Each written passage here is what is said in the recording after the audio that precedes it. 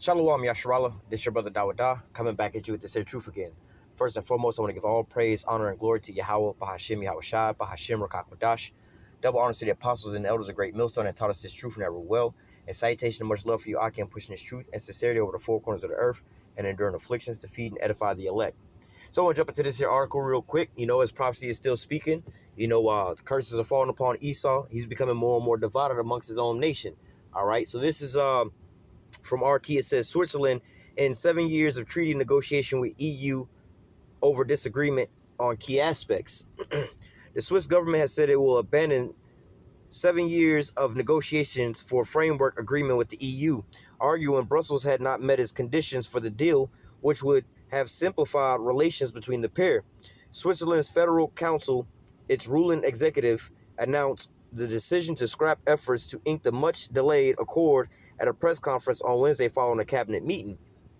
It concluded that there remain substantial differences between Switzerland and the EU on key aspects of the agreement.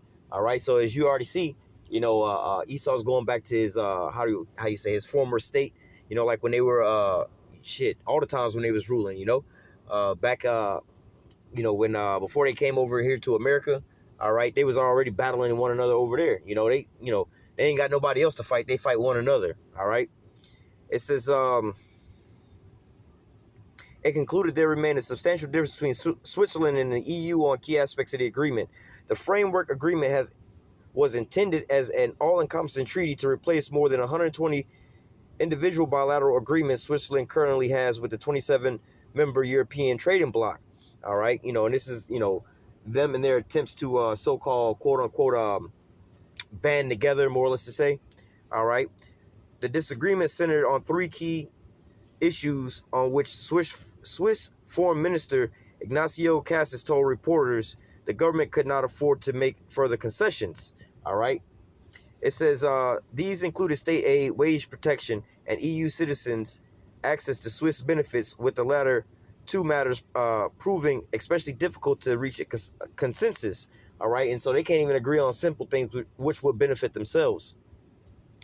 It says the Federal Council said it hoped to launch a political dialogue with the EU to develop future relations and that Switzerland should continue to remain a reliable, committed partner of the bloc. The European Commission, in a statement that acknowledged Switzerland's decision, but it regrets the move.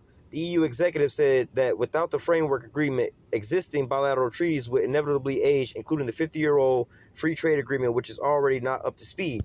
All right, so hey, even though they're trying to still dominate the planet, they can't even get the basics together, right? So let's jump into some scriptures real quick. Actually, give me 1 second. All right, jumping back in, we want to go. We'll just get straight to it.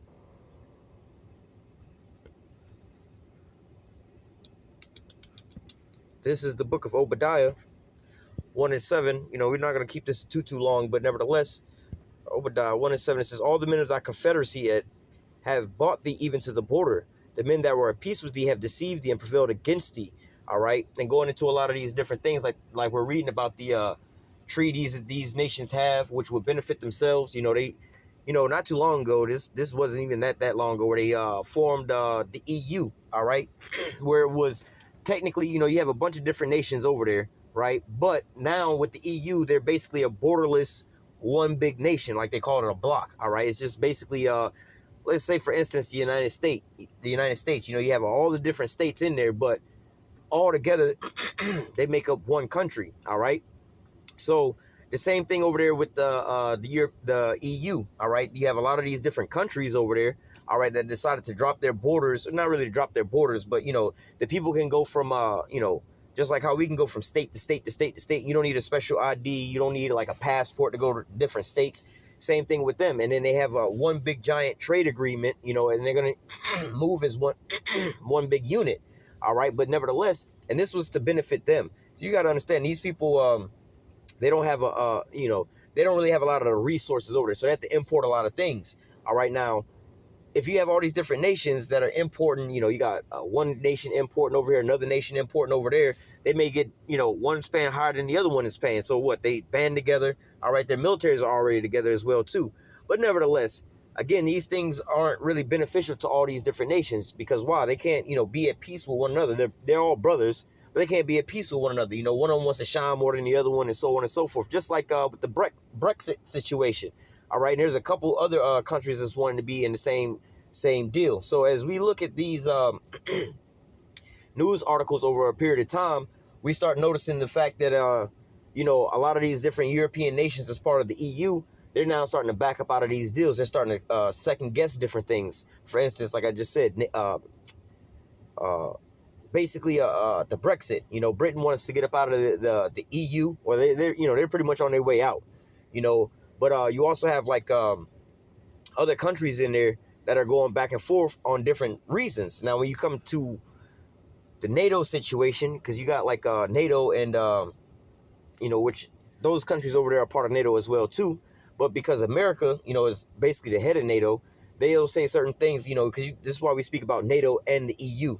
Because, the EU is one big block, but then you also have countries like Canada, Turkey, and America that you would add on to that, but they're not European, they're not a part of Europe, more or less to say.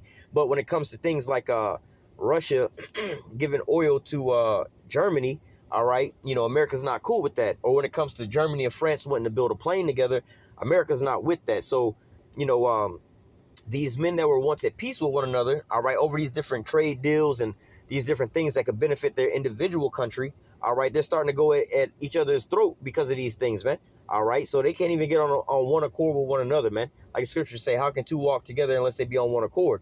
All right, but hey, we starting to see that their whole thing is unraveling in a time frame where they believe they're about to take over and rule the whole earth.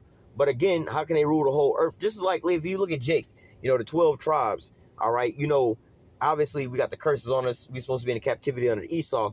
But you have like amongst the tribes, you have like so-called Negroes and so-called Haitians don't get along. So-called Mexicans and so-called Puerto Ricans don't get along, right?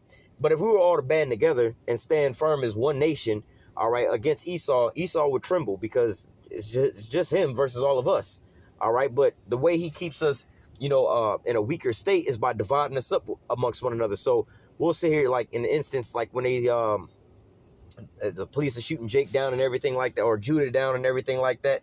Some of the Northern Kingdom tribes feel like that ain't got nothing to do with them. Like, oh, well, that's y'all. We don't care. And they walking hand in hand with Esau. So Esau's like, well, shit. See, we cool as long as we got one tribe, we holding them down, and the other tribe is thinking that they ain't together or whatever. They ain't going to team up to try to double team me. All right. But nevertheless, this is what the curses are now falling upon Esau. So now these things are starting to happen to Esau, man. All right. How is he, planning on waging war when all his allies are starting to turn on one another, all right, and especially turn in on him, all right? So let me read this again. Obadiah 1:7 says, all the men of thy confederacy have brought thee even to the border. The men that were at peace with thee have deceived thee, all right? So the men that was in confederate with him, his allies, all right, and the men that were at peace with him, not people that you would say that they actually about to go to war with one another, like, no, they friends. But now all of a sudden, they're not looking so friendly no more, all right? It's kind of hard to distinguish who's friends and who's enemies. It says, the men that were at peace with thee have deceived thee and prevailed against thee, and they that eat thy bread have laid a wound under thee, and there's no understanding in him, all right? So, hey, going into these things, like I said, man, with them in their trade situations, they would normally get a better deal just moving as one big unit. So if you could imagine, trying to give you an example, you have 5 different friends, all right, that's trying to order some product, right? Let's say they ordering sodas, right? They got vending machines. They got a vending machine business. You and 4 of your friends, y'all all got your own vending machine business. Now, for you as an individual to go to, let's say, Coca-Cola and try to buy some Coca-Colas to stock your vending machine, you may get one price. But if you and all 4 of your other friends band together and say, look, because me individually, I just need 20 cases, right? But then you have, and they're going to give you a certain price. Like, all right, we'll charge you, let's say $2 a case. But now you and the 4 of your other friends, y'all all need 20 cases apiece. All right. Now all y'all together are buying, what is that? What, 100 cases? 20, 40, 60, 80, 100? Yeah, y'all buying 100 cases. So now the distributor is like, all right, we're not just shipping out, 20 cases worth, and we're not going to run up the gas just for that. It's going to be a little bit more expensive. But if we can make more money and just take one single trip, and just load more on the truck, we'll give y'all a discount. So instead of paying $2 per case, we'll only charge you $1. All right, so it would normally benefit them for using trades and trading like this, but now that they're starting to break apart and everything like this because it's not really benefiting them, all right, they're thinking, hey, look, I can get a better deal going out here on my own. All right, and this is what they're starting to do right now. All right, and you already know Esau. Esau gonna be greedy and try to, how do I say, finesse these people out of getting the best deal, which is best for them individually. All right, so for instance, when it comes to Germany, right? Germany would get a better deal buying natural gas from Russia.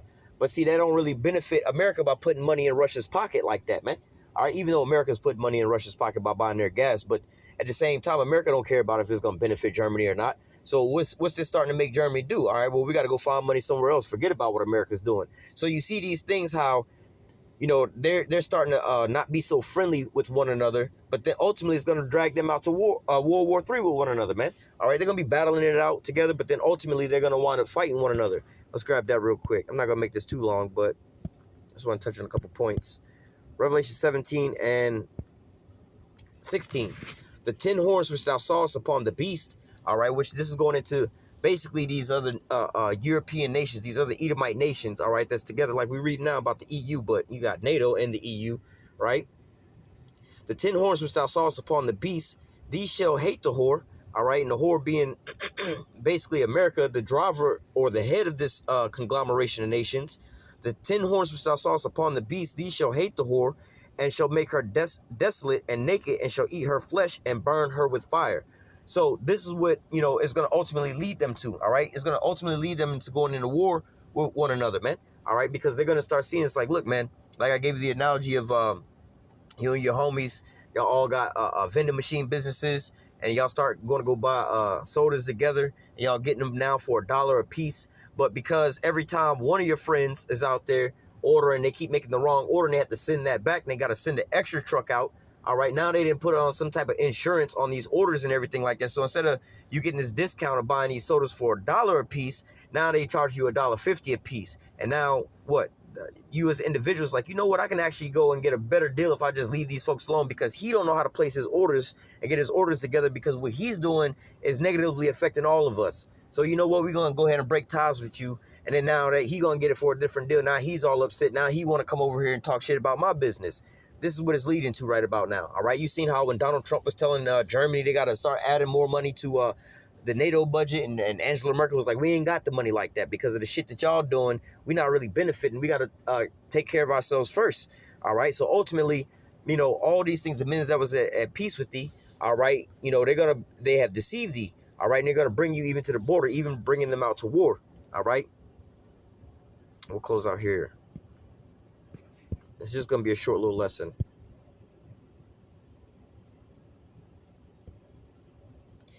Matthew 12 and 25 and 26. It says, and Yahushua knew their thoughts and said unto them, every kingdom divided against itself is brought to desolation, and every city or house divided against itself shall not stand.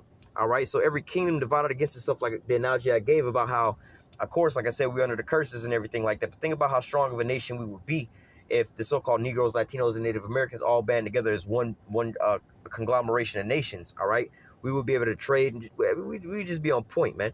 All right, because we'd have a group of nations instead of just one.